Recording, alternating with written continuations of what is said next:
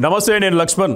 2024-29లో కూడా సీఎం జగన్మోహన్ రెడ్డి గారే తిరిగి సీఎం అవుతాడని చెప్పి జోష్యాలు చెబుతున్న పరిస్థితి అయితే ఉంది.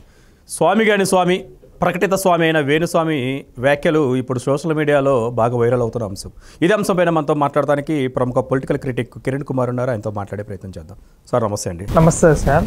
2024-29 కూడా జగన్మోహన్ రెడ్డి గారి ముఖ్యమంత్రి అంట. అది వేణుస్వామి గారు చెప్తున్నారు యూట్యూబ్ ఛానల్స్లో. అది ఎంతవరకు కరెక్ట్? వీడి చెప్పింది ఒక్కటైనా కరెక్ట్ అయిందా చెప్పండి? కేసీఆర్ గెలుస్తాడు అన్నారు, ఈసారి కేటీఆర్ సీఎం అవుతాడు అని చెప్పాడు, ఇండియా కప్పు కొడుతుంది అని చెప్పాడు. నేను ఆల్రెడీ చెప్పా, నువ్వేమో ఐరన్ టంగు, ఆంధ్రప్రదేశ్లో ఉన్న రోజా ఐరన్ లెగ్గు, నీకెట్లాగో హైదరాబాద్లో ఒక పబ్బు ఏడ్చి చచ్చింది. పర్సనాలిటీస్ పరంగా కానీ ఏదన్నా కానీ రోజే నీ పక్కన నుంచుంటే ఈడు జోడు బ్రహ్మాండంగా ఉంటారు. మీ ఇద్దరు కాపురం చేసి ఒక పిల్లోడిని కనండి. ఇంకా ఐరన్ లెగ్కి ఐరన్ టంగ్కి పుట్టిన పిల్లోడిని ఏమంటారో మాకైతే తెలియదు. కానీ అరే నువ్వు ఏ రకంగా 24లో 29లో జగనే సీఎం వస్తాడు అని చెప్తున్నప్పుడు యాంకర్ ఒక మాట అంది, జగనే సీఎం అని చెప్పి ఒక మాట అంటే, అవును వైఎస్ఆర్ కాంగ్రెస్ పార్టీ గెలిస్తే జగనే కదా సీఎం అని చెప్పి నువ్వు చెప్తున్నావు. నువ్వు చెప్పిన జాతకాల్లో ఏది కరెక్ట్ చెప్పురా? ఈ మధ్యకాలంలో లాస్ట్ ఇయర్ నుంచి నువ్వు చెప్పిన ఒక్క జాతకమైన కరెక్ట్గా ఉందారా? అక్రమంగా సంపాదించుకొని ఇక సినీ ఇండస్ట్రీ వాళ్ళు ఏదో నిన్ను నమ్ముతున్నారు. మాకైతే అర్థం కావట్లేదు. కానీ మీ ఇద్దరు పెళ్లి చేసుకొని పందులు బొర్లాడినట్టు బొర్లాడితే ఆ పబ్బులో నీకు ఓ పబ్బు వచ్చింది కదా, అది ఆడో బెంగళూరు దా బాటం దేనికి నీ పబ్బులోని ఇక మొగుడు పెళ్ళాలి, దాని మెల్ల తాళి కట్టిపారు ఖాళీగా చచ్చింది. మొగుడాడో తమిళనాడులో ఉంటున్నాడు, 10 మందితో అన్న ఒక పనితో కాపురం చేయటం నయం అనేది నా ఉద్దేశం. కాదు కిరణ్ గారు, గతంలో కూడా ఆయన ప్రొడిక్షన్స్ ఇచ్చాడు, ఆయన ముఖ్యమంత్రి అవుతాడు, ఇండియా వరల్డ్ కప్ కొట్టిద్ది అని చెప్పి చాలా ప్రొడిక్షన్స్ అన్నీ రాంగ్ అయ్యాయి. కానీ మరి ఇప్పుడు 2024 మళ్ళీ వచ్చే 29 కూడా సీఎం జగనే ముఖ్యమంత్రిగా అవుతాడు అని ఎలా చెప్పగలరండి?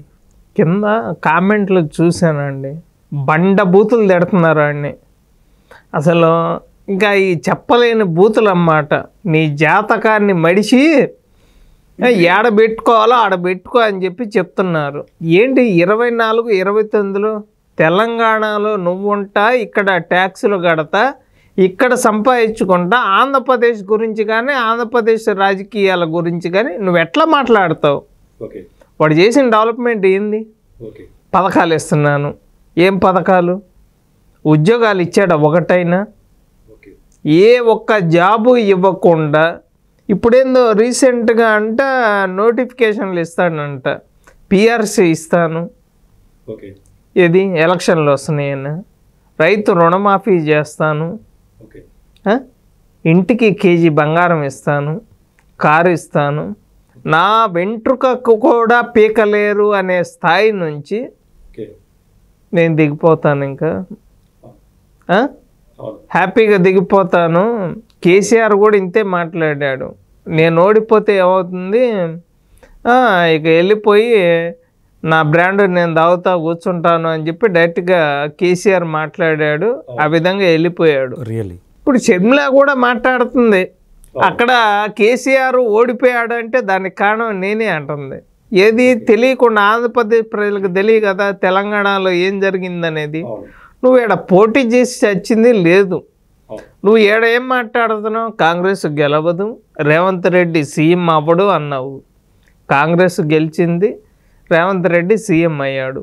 కనీసం బర్రెలక్క పోటీ చేసినట్టు కనీసం నువ్వు పోటీ కూడా చేయలేదు కదా. నువ్వు ఏం చేద్దామని చెప్పి ఇప్పుడు ఇందిరమ్మ రాజ్యం తెద్దామనే, రాజన్న రాజ్యం తెద్దామనే, ఆంధ్రప్రదేశ్లో ఏం చేద్దామని?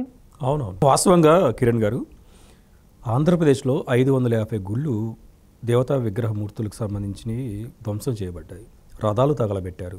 ఈ స్థాయిలో చేస్తున్న జగన్మోహన్ రెడ్డి గారు సెట్టింగ్ చేస్తాడు తాడేపల్లిలో. విశాఖ పోయి స్వామి స్వరూపానంద గారిని కలిసి కాలు మొక్కుతాడు, ఆయనకి భూములు 100 కోట్లు విలువ చేసే భూములు ఇస్తాడు. ఇక్కడ వచ్చేసి వేణుస్వామి మాట్లాడుతుంటాడు.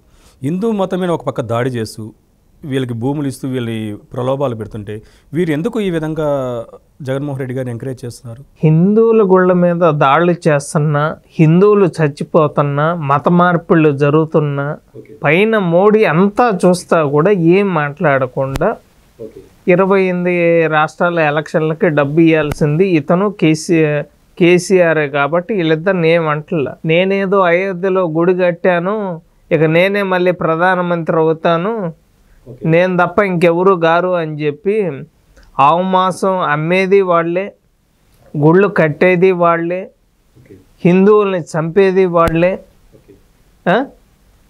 ఏపీ కానీ తెలంగాణ కానీ ఈ 10 ఏళ్లలో తెలంగాణ వచ్చిన తర్వాత ఏమన్నా డెవలప్ అయిందా, అప్పుల పాలైందా అంటే ఇప్పుడు కాంగ్రెస్ అధికారం వచ్చిన తర్వాత 5 లక్షల కోట్ల అప్పు అయితే ఉన్నమాట వాస్తవం.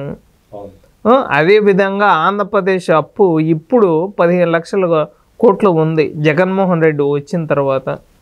2 రాష్ట్రాల పరిస్థితి చాలా ఘోరంగా ఉంది. ఇదంతా దగ్గరుండి కేసీఆర్ ఇది మోడీ గారే ఈ 2 రాష్ట్రాలు సర్వనాశనం అయిపోయి గుజరాత్ నెంబర్ 1 పొజిషన్లో ఉండాలి. నిజంగా చంద్రబాబు గారు కనుక 2019 వచ్చినట్టయితే 28 రాష్ట్రాల్లో నెంబర్ 1 పొజిషన్లో ఉండేది. కానీ మోడీ ఇట్లా చేయటం వల్ల ఈరోజు ఈ పరిస్థితి వచ్చిందని నేనైతే చెప్పగలను. ఇది మొత్తానికి ఒక పక్కనే హిందూ మతం మీద దాడి జరుగుతున్న, హిందూ ముసుగు కప్పుకొని కాషాయం కప్పుకున్న వాళ్ళు కూడా జగన్మోహన్ రెడ్డి గారిని ఆ స్థాయిలో ఎంకరేజ్ చేస్తున్న పరిస్థితి మనకి విశ్లేషణ ద్వారా అర్థమవుతుంది. మరొక అంశంతో మళ్ళీ కలుద్దాం.